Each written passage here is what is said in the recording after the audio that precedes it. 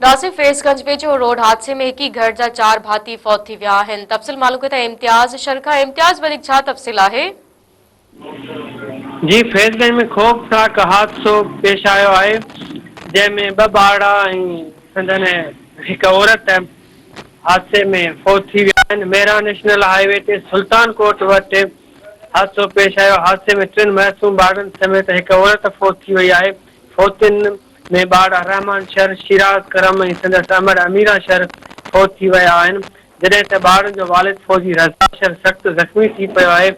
जॾहिं त फौती ॿारनि जे वारसनि हेवी ट्रैफिक जे ख़िलाफ़ एहतिजाज करे रोड ते लाश रखी धरणो हयो आहे। ट्रालर मोटरसाइकिल मथां चढ़ी वञण सबबि हादसो पेश आयो।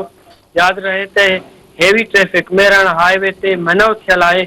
उन बावजूदि पुलिस पैसनि एवज़ वॾा ट्रक छॾे थी जेकी हादसनि जो सबबु बणिजनि था। जी इम्तियाज़, तमाम महिरबानी।